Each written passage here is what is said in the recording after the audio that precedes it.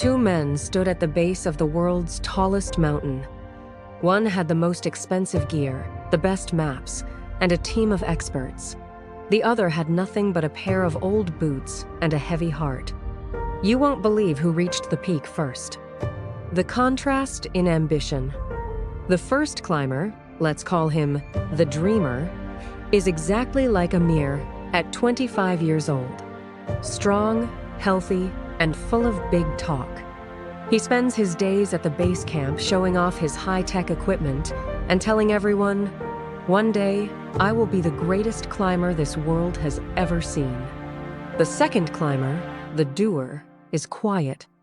He doesn't have magic seeds or expensive tools. He just has a small, worn-out backpack. While the dreamer sits in the shade of the base camp tent talking about his future glory, the doer is already tightening his laces. The tomorrow trap. Every morning at sunrise, the sun rises and the village, or in this case, the other climbers, begins to move. The doer takes his first 10 steps.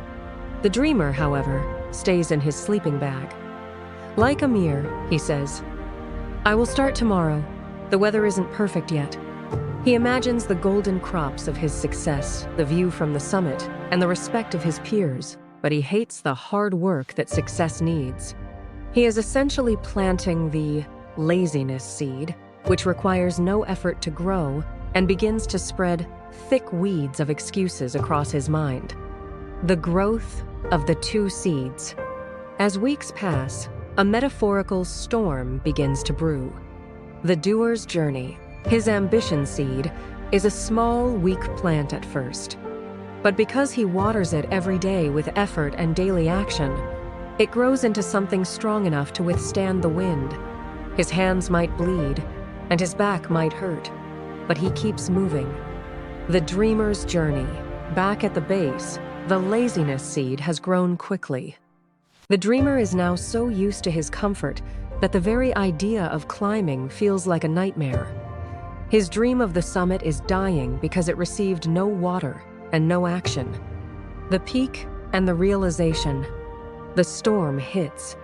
The dreamer, still at the base, realizes his expensive gear is useless because he never built the strength to use it. His laziness has already stolen his future.